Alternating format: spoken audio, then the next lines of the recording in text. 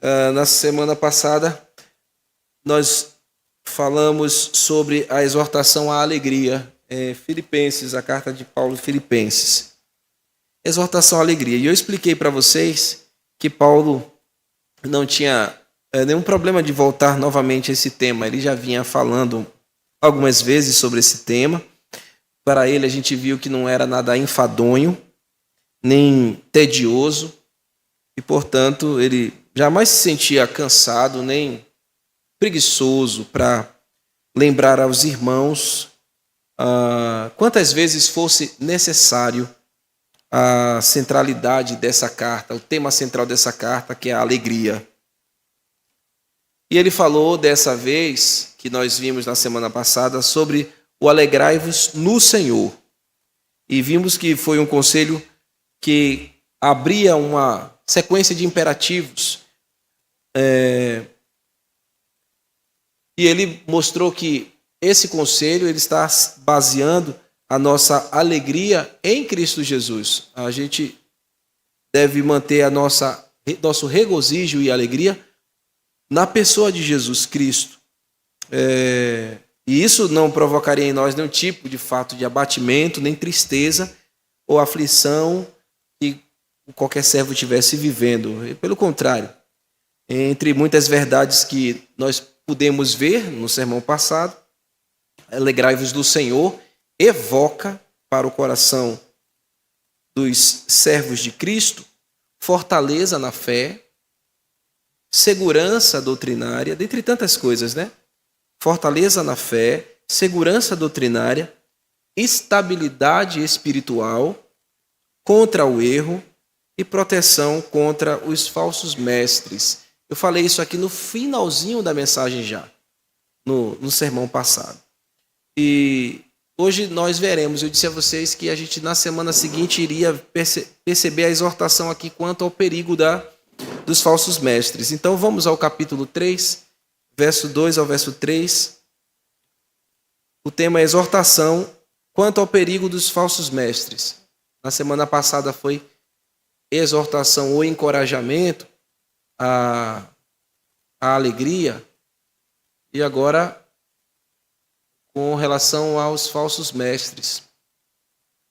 Eu disse para vocês agorinha que alegrai-vos no Senhor implica também na fortaleza da nossa fé. Um crente alegre, um crente forte espiritualmente. A alegria do Senhor é a nossa força. É segurança também doutrinária, porque a base é Jesus Cristo.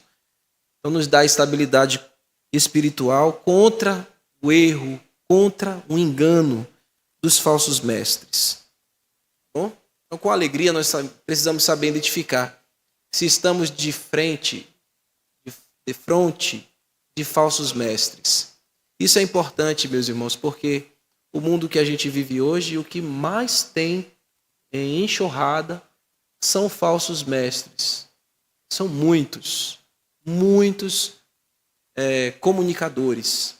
A gente está numa era que a comunicação se tornou algo muito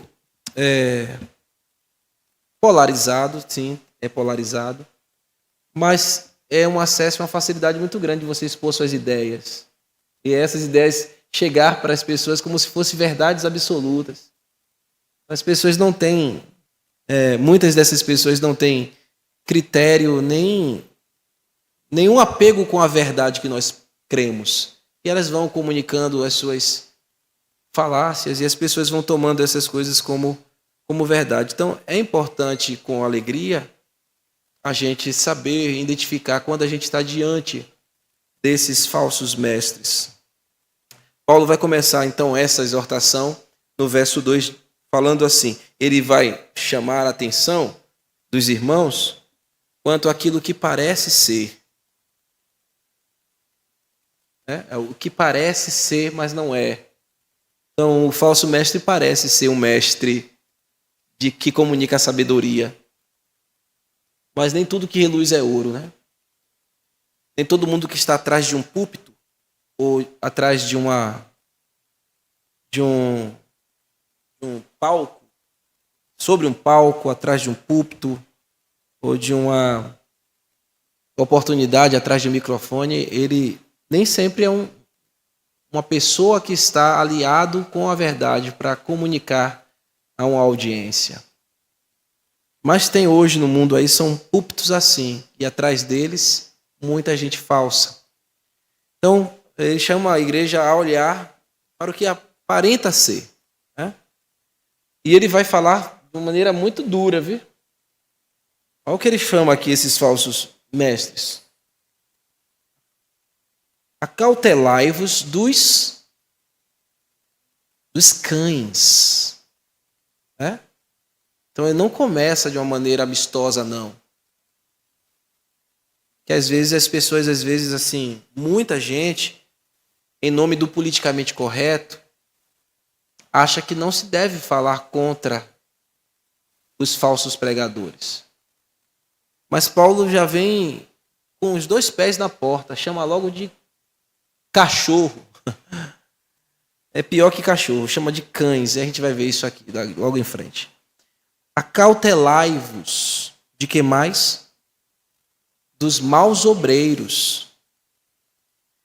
Acautelai-vos da falsa circuncisão.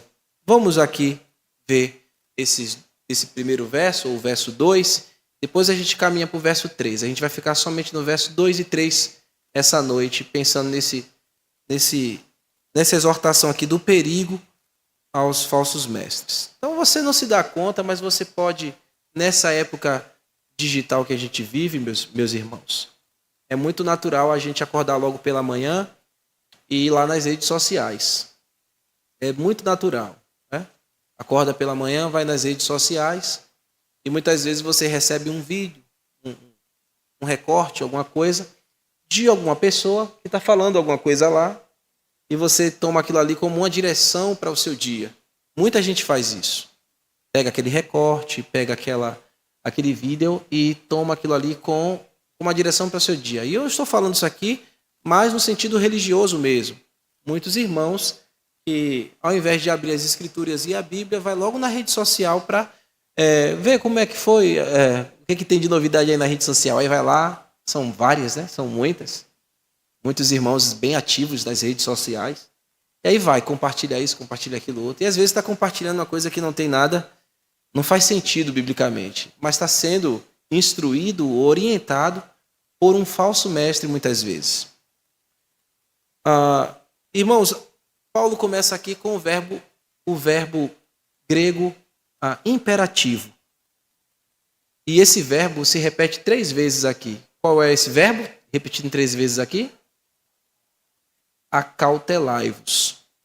Então, o que acontece com um verbo no imperativo, vocês já sabem o que acontece quando aparece um verbo no imperativo numa frase. Né? Então, nesse contexto, esse verbo imperativo, ele está dando a ideia de uma orientação que não se deve ser questionada, não é verdade?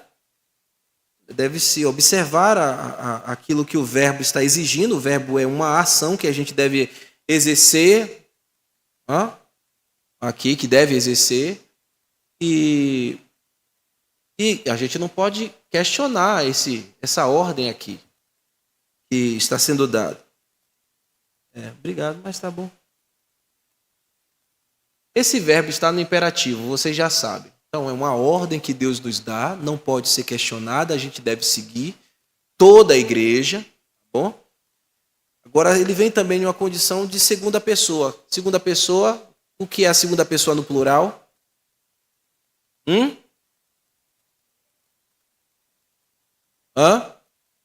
Vós, né? É o vós que está ali do ladinho ali no hífen, né? É o vós, dá a ideia de todos, toda a igreja. Então não é somente para uma classe, um grupinho da igreja, um grupo da igreja. Toda a igreja precisa estar acautelada. Só que essa palavra, esse verbo grego, aqui, acautelai-vos, quando você vai falar no grego, essa palavra é blepo. É blepete, aqui nessa palavra, né? Na condição de segunda pessoa do plural, é blepte. Mas a forma dela que aparece no verbete ou no vocabulário, no dicionário, é blepo. É como se fosse a forma indicativa. Não aparece lá andaremos, né? Aparece andar, caminhar, falar. É a forma imperativa. No dicionário, o verbo sempre vai aparecer no indicativo, melhor dizendo. A forma indicativa. A forma indicativa. Aqui, no texto sagrado, ele está comunicando a ideia de plural, a ideia da igreja. E a palavra blepo, para mim, quando eu olhei e fui preparar a mensagem, foi bastante curioso, porque no seminário eu sempre aprendi que blepo é ver. Ele está vendo, ou ele continua vendo. E por que falou acautelai-vos, né? Mas é porque quando você vai abrir mais o que significa a palavra, ela nos leva a entender exatamente essa questão do olhar com muita atenção. Veja, mas não é simplesmente num relance. É olhar com muita atenção. Porque muitas vezes os cristãos estão olhando para um outro ponto. E distraídos com esse tempo que nós vivemos, com as redes sociais, você pode estar desatento. Olhando sem olhar com muita atenção. E facilmente a gente pode ser ludibriado por qualquer fala, por qualquer imagem, por qualquer pessoa que se transveste de uma figura de um líder respeitado. Então, acautelai-vos traz essa ideia de que Paulo quer que os seus irmãos, com toda a alegria em Cristo Jesus, estejam muito atentos, olhar com urgência. O blepter, ou blepo, quer comunicar para a gente. Olhar com muita clareza, sabe? É aquele olhar minucioso. É aquele olhar que a mãe às vezes fala assim, né? Você faz alguma coisa, eu conto alguma coisa, ela dá aquele olhar que vai na alma, né? E a mãe já entende, que aí tem coisa aí escondida aí, Tem mais coisa aí que você não quis me contar. É esse olhar aí que vocês, mamães, têm, que às vezes a gente chegava para contar alguma coisa e você, opa. Então, esse olhar que vai gerar o quê, irmãos? Discernimento. Então, não tem como ter discernimento se não olhar acuradamente. Fazer uma leitura, assim, muito clara, se não olhar com essas dimensões aqui. É como se os seus irmãos estivessem ouvindo Paulo falando de uma forma imperativa, comunicando a ideia deste conselho que vem da autoridade da palavra de Deus, que deve ser seguido pela igreja sem nenhuma animosidade. Mas, pastor, já viu o tamanho da igreja dele? Já viu o tamanho das redes sociais dele? Ele é tão bonito que ele fala tão manso, fala tão aveludadamente. Como é que esse homem é um falso pregador, é um falso... Não é por esse ângulo que você tem que olhar, porque as aparências enganam mesmo. Aquele sorriso largo, aquela fala que coloca você no colo para ninar. Cuidado, você tem que olhar acuradamente. Oi? Que só fala o que gosta de ouvir, né, irmão? É isso mesmo. Então, assim, os irmãos precisariam começar a averiguar as coisas. Isso aqui, Paulo está falando lá no primeiro século para a igreja de Filipos. Mas esse conselho, ele é tão real e presente para nós também aqui nesse tempo, para a nossa igreja. Então, os falsos mestres naquela época já faziam um grande barulho e grandes prejuízos naquele tempo que não tinha rede social, que não tinha a comunicação tão veloz como temos hoje. E hoje, irmãos, que a gente tem toda essa facilidade, os prejuízos são maiores, e muito mais rápidos. Estou dizendo que a gente não pode ter rede social acessar essas coisas, faz parte do nosso tempo e é bom ter e usar para a glória de Deus, mas a gente tem que saber quem a gente está seguindo, quem a gente está dando o like, e quem a gente está concordando com aquela fala.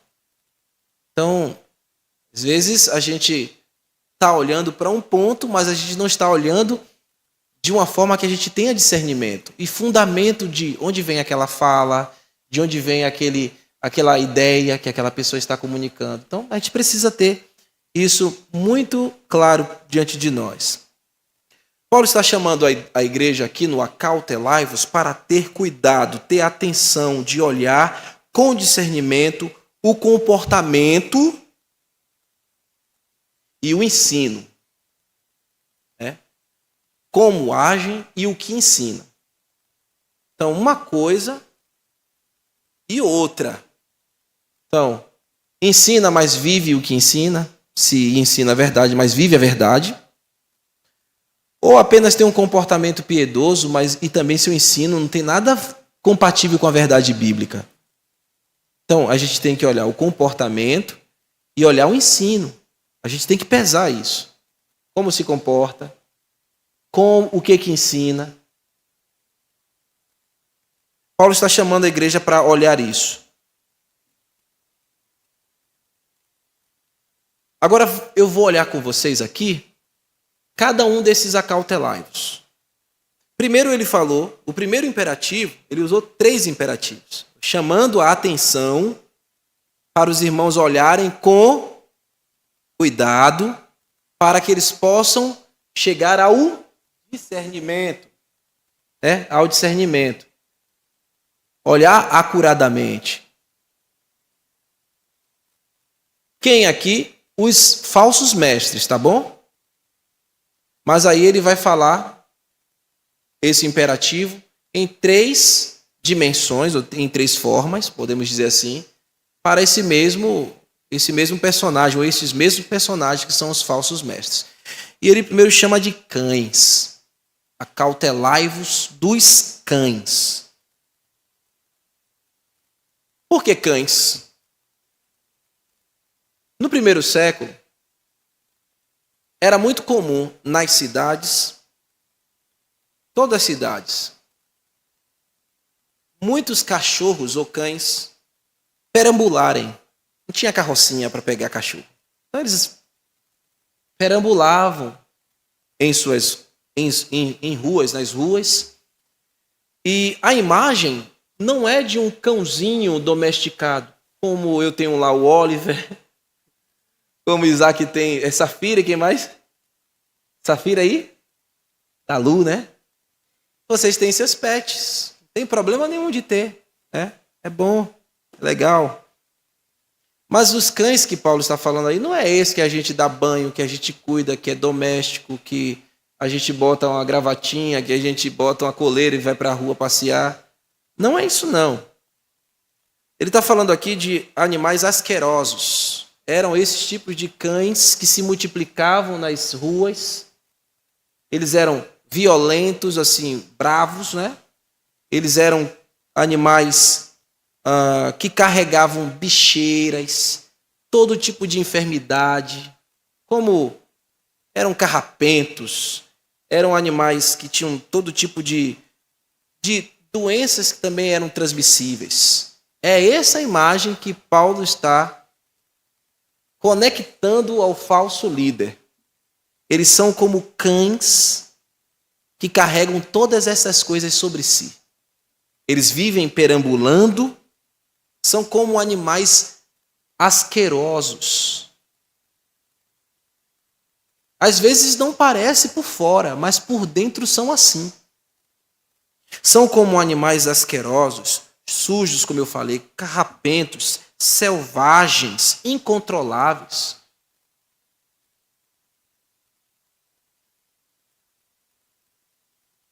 Quando um judeu quando olhava para um gentio, você vê que essa ideia de cães e a asquerosidade desses animais era tão comum naquela época e tão repulsante naquela época, que um judeu chamava um gentio de cão. Por que ele chamava um gentio de cão? Ele chamava alguém que não tinha aliança de Deus como alguém asqueroso, como um desses animais. Então eles chamavam de cães. Mas Paulo não está fazendo como como qualquer judeu faria com qualquer pessoa. Paulo está falando que esses homens que não ensinam a verdade, eles são como esses animais que só transmitem doenças. Paulo está sendo específico ao atribuir aos líderes judaizantes da sua época, que eram esses falsos mestres, essa categoria, como Paulo estivesse falando assim: olhe bem, veja com clareza o que eles estão ensinando, como eles estão se comportando. Veja como eles transitam por entre as ruas, por entre as casas. E vejam que o que eles falam, com o que eles comunicam, não transmite saúde. Eles só transmitem enfermidade. Enfermidade espiritual, por causa do erro que sai dos seus lábios. Então eles viviam, irmãos, esses falsos líderes, perambulando de casa em casa, onde existissem famílias, para levar seus ensinos destrutivos, asquerosos, corrompidos da verdade. Então, a gente precisa ter em conta que, ainda no nosso tempo, tem muitos cães falando. Tem muitos cães falando na internet, falando em púlpitos.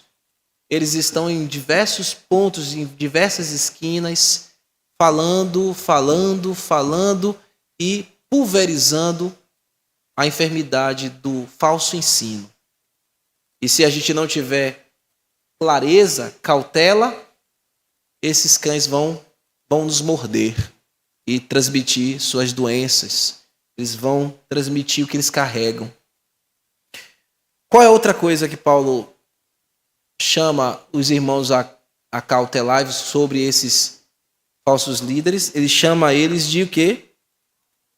Maus obreiros. Ou seja, a ideia aqui de gente trabalhando. Eles estão trabalhando. A gente não deve pensar que eles não estão trabalhando. Eles têm plena consciência que estão trabalhando. Eles sabem o que estão fazendo. Só que é um serviço inútil. É algo perverso. É um trabalho de natureza perversa. Essa é a ideia aqui que Paulo está falando. Eles trabalham de maneira perversa. O intento deles, o intuito deles é perverso. Não durma não, viu? É perverso. Eles, na verdade, estão a serviço de quê? Da perversão. Não trabalham para o bem. Eles trabalham pelas suas próprias ambições. E às vezes as pessoas não conseguem enxergar isso. Eles colocam no discurso deles as suas próprias ambições e as pessoas estão aplaudindo, estão gritando, eufóricas. E eles colocando para fora aquilo que é a ambição no interior deles. Anunciando por onde eles passam, falsa justiça, por obras, desviando atenções da audiência. E como é que eles fazem esse trabalho de desviar a atenção da audiência? Desviar a atenção de quem? De Cristo. A audiência de ter atenção a Cristo. Eles não falam de Cristo. Eles não ensinam sobre Cristo. Então eles lá faziam isso. Paulo estava dizendo, quando você vê alguém falando das suas próprias ambições, quando você vê alguém trabalhando, caminhando e falando a respeito de suas próprias elucubrações, pode ter certeza que ali vai um obreiro mau, um mau obreiro. Você não deve segui-lo, você não deve dar ouvidos a eles, porque eles, com as suas más intenções, vão te distrair as tuas atenções de Cristo, porque eles não comunicam Jesus. Esses falsos mestres não estão a serviço do Evangelho, não pregam Cristo crucificado para a redenção dos nossos pecados, não pregam Cristo ressurreto para a nossa justificação. Você vê nessas ambiências tudo que é forma de discurso, mas não tem o Evangelho sendo ensinado nesses lugares. O apóstolo está dizendo, vejam bem, façam a leitura com clareza. É como se ele estivesse dizendo assim, né? Vejam bem, façam a leitura com clareza e vejam o que eles têm comunicado. Veja que evangelho é este que eles têm pregado. E confirmem que esse evangelho não é o evangelho que eu tenho ensinado a vocês. O evangelho de Paulo sempre era apontar para Cristo. Cristo, Cristo, Cristo. Essa era a boa nova de Paulo. Vocês precisam discernir quem é o verdadeiro obreiro que prega a sã doutrina. Esse conselho vai seguir para o próximo, que é qual? Tenham atenção, ou acautelai-vos de quê? A falsa circuncisão. A gente está falando sempre de circuncisão aqui, não é, irmãos? Já há algumas semanas já. E Paulo utiliza aqui uma coisa muito curiosa. Quando a gente for estudar na semana que vem, Deus permita, ele vai falar da verdadeira circuncisão nesse texto. Só que hoje a gente vai parar aqui e ele vai falar acautelai-vos, isso a gente vai ver no verso 4, na verdade, a gente vai ver no verso 3. Acautelai-vos da falsa circuncisão. Essa falsa circuncisão aqui, quando ele usou a palavra circuncisão, ele não usou a mesma expressão quando ele está falando daquele ato simbólico que comunicava a aliança de Deus com o seu povo, ou o seu povo para com Deus. No grego aqui, meus irmãos, ele usou uma palavra que comunica a ideia de mutilação, só de mutilar. É um substantivo grego que transmite essa ideia de mutilar. Ele fez isso propositalmente. E é uma coisa aqui muito curiosa. Por quê? Porque a circuncisão, de fato, que eu tenho ensinado para os irmãos, ela acontece aonde? Aonde que ela acontece? Eu apontando aqui? No coração. É aquilo que acontece no coração. E um judeu que queria ter uma vida consagrada para Deus, ele apresentava-se diante do Senhor, uma vez com aquele corte que ele trazia na carne, a verdadeira fé, na verdade, que brotou no seu coração. A gente já estamos careca de saber disso. Então, aquela marca que ele carregava no seu corpo era o reflexo da fé que nasceu aqui no coração. Por isso ele era circuncidado. A fé que ele carregava no seu coração. Tudo bem, um menino de 8 dias de vida e seria ensinado a fé, ele desenvolveria a fé. Ou um homem prosélito que se circuncidaria, ele faria isso porque ele absorveu a verdadeira fé no seu coração. Única e exclusivamente em Cristo ou no Messias. Então todo piedoso sempre via essa circuncisão com essa dimensão, promessas messiânicas, isso aí. Mas quando um falso mestre ensina que a remoção da carne, porque os falsos mestres dessa época exigiam, como vocês já sabem, que a circuncisão era uma forma de alguém se salvar. Então, quando um falso mestre chegava no meio do povo para dizer que a remoção do prepúcio da carne era um meio de salvação, na verdade, ele estava mostrando um ensino legalista, completamente afastado da graça, da verdadeira circuncisão. Ele estava pregando apenas uma mutilação. Porque era uma mutilação física, mas não há nada no coração, nem desse próprio homem, e nem no coração daqueles que acreditavam que a cirurgia na carne poderia salvar alguém.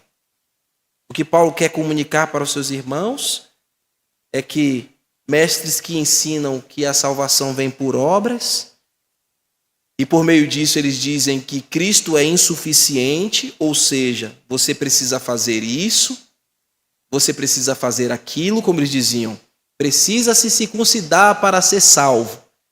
Precisa crer em Jesus, mas também precisa do corte na carne. Fazer isso, fazer aquilo. Quando você vê alguém ensinando dessa maneira, ele está comunicando algo que é erro E essas mentiras têm mutilado os ouvidos das pessoas que lhe dão atenção. Veja o versículo 3. Agora no versículo 3, ele não usa um substantivo grego que comunica a ideia de mutilação. Ele vai dizer, porque nós é que somos a circuncisão. Agora que ele usa a expressão grega peritomé. Agora ele usa a expressão que é para essa circuncisão do coração.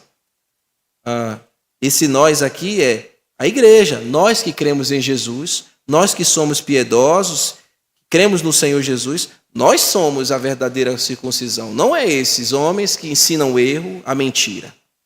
Essa circuncisão aqui, para nós que somos cristãos, ela está muito mais do que a remoção daquilo que seria o prepúcio da carne. Era o sinal de um coração que havia desprezado as impurezas desse mundo. Né? Então, o erro está mutilando as pessoas de Cristo, né? Vamos dizer assim, e alguém que realmente foi circuncidado no coração é alguém que se afastou, se absteve de toda forma de perversidade deste mundo.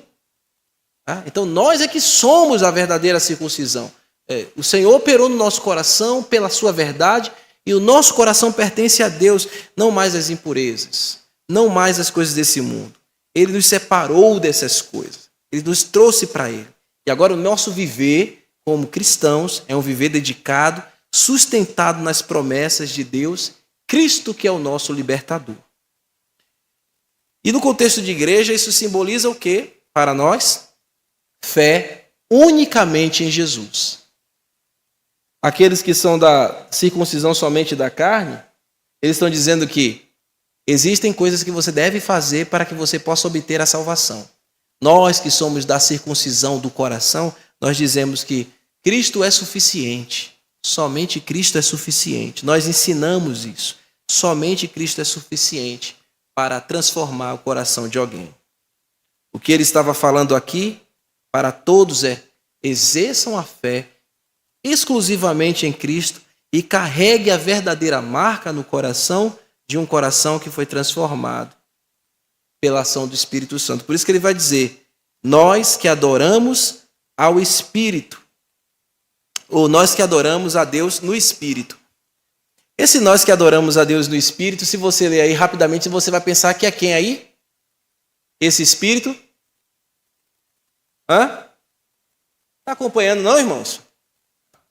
Não? Tá não? É o Espírito Santo, né? Num contexto rápido, a gente pensa mesmo que é, viu? E assim, ó, irmãos, tem muita gente que pensa. A gente pode adaptar. Adaptar não, né? Não vou falar isso não. Você pode até aplicar. Você pode até aplicar. Mas é porque a ara que a gente tem aqui colocou com letra maiúscula, a gente pensa logo que é o Espírito Santo, né? Aí muita gente pensa que é o Espírito Santo mesmo porque está na letra maiúscula. Mas olha para o contexto, gente. Olha para o contexto, tá bom? Olha para o contexto que você vai entender que não está falando do Espírito Santo aí. Apesar de muitos homens piedosos falarem que é o Espírito Santo. Então, vamos concordar de maneira aplicativa. E aqueles que são da circuncisão é porque o Espírito Santo fez a obra no seu coração. Então, aplicando, a gente encaixa aí a pessoa do Espírito Santo. Mas aí está falando da gente. Está falando do nosso homem interior. Olha o contexto comigo. Porque nós é quem somos a circuncisão. Você já sabe o que ele está falando aí. Né? Aquele que realmente teve operado aqui a mudança no interior. Nós que adoramos a Deus no Espírito. Em outras versões, assim, em Espírito. E existe até uma versão que capturou a ideia ainda muito melhor, que é a versão do século XXI, quem tiver, vai perceber que fala em Espírito, com letra minúscula, para dizer que nós que adoramos, que tivemos um coração regenerado, um coração transformado pela ação do Senhor, né, do Espírito Santo, pela fé em Jesus, nós adoramos a Deus no nosso interior, no nosso coração que foi transformado. Olha o contexto aí, circuncisão do coração. E o que mais? A ideia ainda cresce. E nós nos gloriamos em Cristo Jesus, ou seja, Essa palavra gloriamos aqui no original é nós nos alegramos, porque a carta é da alegria, né? Nós que fomos regenerados no nosso interior, a circuncisão do coração, nós que por conta disso conseguimos no nosso homem interior adorar a Deus, Deus Pai, nós nos gloriamos em Jesus. Como é que Deus é adorado? Olhando para esse texto aí. Quando nos alegramos em quem? Em Jesus. Então Deus é adorado do coração do crente que adora Cristo, né? Que se alegra em Cristo, que se rende a Cristo Jesus. Paulo está falando, isso só acontece, irmãos, pelo veículo da verdade. Então, falsos mestres não podem, com seu ensino, produzir isso aí. Não conseguem produzir isso.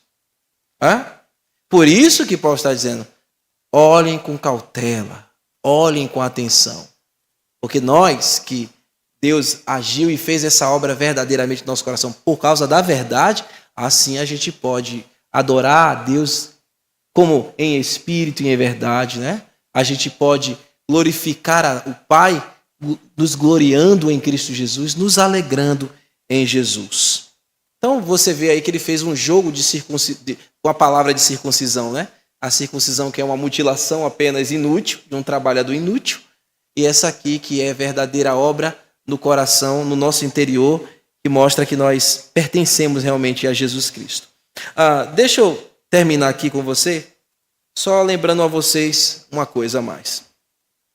Precisamos ter cuidado dos cães, os maus obreiros, aqueles que não têm aliança com Cristo em nosso tempo. E assim está assim, está muito assim. Homens que têm a aparência de sábios, de piedade, mas não passam de mensageiros do engano. Eles estão aos montes, nas praças, nas mídias, nas redes, nos templos, espalhando seus erros, suas doenças, seus erros, suas heresias, erros doutrinários. Eles encantam, iludem com as suas falácias, oferecem tudo menos o evangelho. É preciso acautelai-vos. Diversos mestres judaizantes do nosso tempo exigem o couro e o osso da sua audiência. Quando essa pessoa já não tem mais nada para dar, elas são largadas à própria sorte. E o que é que eles dizem? Você não teve fé, você não teve fé, e faltou fé. No entanto, elas nunca foram ensinadas sobre a fé. Elas só eram massa de manobras. Então essas pessoas são massas de manobras na mão desses homens. Esses homens diabólicos. Nunca foram ensinadas, nunca conheceram a fé. Elas nunca souberam o que Cristo fez, o que Cristo faz e o que Cristo fará, como você e eu sabemos. O que foi comunicado para elas, meus irmãos, foi uma fé mística. É uma falsa fé, né? Um falso evangelho completamente inoperante e cheio de barganha, como você dá e Deus te recompensa. Então você vem, dá, e aí Deus está obrigado a lhe recompensar. Você faz um sacrifício e Deus te cura. Então você faz um sacrifício e Deus vai ter que te curar. Você exige e Deus está obrigado a responder conforme o que você deseja. Na era que nós vivemos, o mundo está cheio desses falsos mestres. Essas falsas verdades estão pulverizadas em tudo que é plataforma que você se faz presente, viu? Então você está no Instagram, não está? No Instagram? Não está no Telegram? Está no Telegram, não? Não está no Telegram? Ainda tem Telegram? Tem Telegram. Tem WhatsApp. Tem o que mais?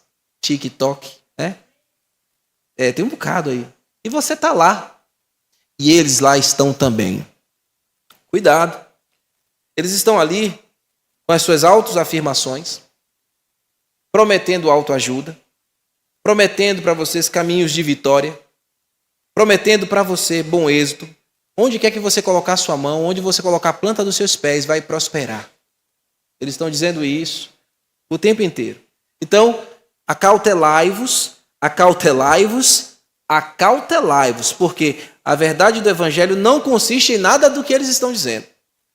O Evangelho aponta para realidades, para a realidade do homem. O que o Evangelho fala que o homem é? O homem é pecador. O Evangelho pregado vai sempre mostrar que o homem é pecador. O Evangelho pregado vai sempre mostrar que Jesus Cristo foi enviado por Deus para resolver o problema do pecado. O Evangelho que alguém estiver pregando vai sempre apontar para aqueles que creem em Jesus Cristo, têm os seus pecados perdoados e a graça da redenção lhe dada de maneira gratuita, sem ele precisar pagar nada. O Evangelho mostra que todos aqueles que foram perdoados foram feitos filhos de Deus. O Evangelho diz que aqueles que foram feitos filhos de Deus foram justificados por Cristo Jesus e um dia serão glorificados e viverão com Deus na glória no céu. O Evangelho também fala que aqueles que rejeitam a Jesus Cristo e a sua mensagem vão morar no inferno. Vão habitar no inferno e vão morrer eternamente. Então, o Evangelho é isso. É simples e é assim. O Evangelho proclama que Cristo salva apenas o que crê, não aquele que dá mais. Não é aquele que dá mais, não é aquele que faz mais, é aquele que crê. O Evangelho mostra que Jesus Cristo fortalece a fé daqueles que lhe seguem, mesmo que eles tenham dias de dificuldades, dias de lutas, dias que não são tranquilos, dias de muita batalha. Então o Evangelho nos apronta para esses dias, nos deixa pronto para a gente enfrentar os desafios. Esses homens estão lá ensinando que você só vai ter tempo, dias aplanados, sol de brigadeiro. Não é verdade. Você vai ter doença, você vai ter dificuldade, você vai ter que enfrentar tudo isso e a graça de Cristo vai lhe dar força. Lembra o que Paulo já falou aqui? Capítulo 1, verso 29. Porque nos foi dado a graça de padecer por Cristo e não somente de crer nele. Então o Evangelho fala isso. Você também vai passar dias difíceis e você também vai ter dias de turbulência na tua alma, mas o Senhor lhe dá graça e fé para você padecer e fortalecer. Então, acautelai-vos, irmãos. Acautelai-vos desses falsos mestres que estão aí. Isso é importante porque, irmãos, quando eu estou com pastores, eles sempre falam assim, olha, a nossa maior luta hoje, nesse tempo, é que a gente tem pastoreado uma igreja que tem outros pastores também. Quando eles falam isso, é por causa desses falsos pastores da mídia, né? Que muitas pessoas ouvem e às vezes chegam para o pastor, pastor, mas eu aprendi isso e aquilo outro. Quando vai ver, foi tudo errado. Então, tomem cuidado, avaliem com muito critério aquilo que vocês estão interagindo, para que não sejam engodados com o erro. Vamos orar. Oramos, Senhor, nessa noite, agradecidos pelo Senhor nos ter dado o puro Evangelho. O Evangelho que nos mostra a nossa realidade, que somos pecadores, e Cristo ter sido enviado a este mundo para salvar pecadores como nós, e depositamos toda a nossa esperança e fé na obra que o Senhor fez na cruz. Agradecidos, Senhor, pela ação do Espírito Santo que operou no nosso coração e nos mostrou a nossa realidade de como nós estávamos mortos em nossos delitos e pecados. Obrigado porque esta obra foi única e exclusivamente tua e nós não fizemos nada para receber tamanho favor e graça. Foi o Senhor que fez, operou de maneira maravilhosa e nós nos beneficiamos daquilo que Jesus Cristo fez, os méritos de Cristo aplicado em nosso coração. Obrigado porque essas verdades nos garante, Senhor, o céu, nos garante a certeza da salvação e que iremos prevalecer até o final da nossa jornada. Obrigado, Senhor, porque no caminho da nossa fé teremos desafios e dificuldades, mas o Senhor nos sustenta, nos fortalece nos momentos mais difíceis da nossa vida. Obrigado porque o Senhor não nos prometeu dias só de paz e de tranquilidade, mas no meio das aflições o Senhor nos dá o bom ânimo para vencer o mundo como o Senhor venceu. Obrigado, Senhor, por estarmos expostos a essa verdade e nos ajude a estarmos cautelosos, a estarmos atentos e ouvindo, Senhor, a pregação da Tua palavra com todo critério, para ver se aquela mensagem é verdadeira, para ver se o comportamento desses homens que falam o que dizem procedem do Senhor, tanto o comportamento quanto o ensino. Nos ajude, Senhor, a nos desvencilharmos dos cães, dos maus obreiros e daqueles que pregam a circuncisão da carne como mutilação de uma obra inútil. Ó Pai, e nos faz apegar cada dia mais à mensagem gloriosa do Calvário, de Cristo Jesus e as bênçãos futuras que nós temos no Senhor. Dai-nos uma noite de paz, tranquilidade. Nos ajude, Senhor, amanhã nas nossas atividades, nos dando, Senhor, alegria, prazer de te servir e paz perene, Senhor, em qualquer adversidade que se manifeste amanhã para nós. E livra-nos, Senhor, e nos ajude também a ser uma voz da verdade, proclamador da justiça, para livrar, Senhor, tantos ouvidos de tantas mentiras. No nome de Jesus oramos. Amém.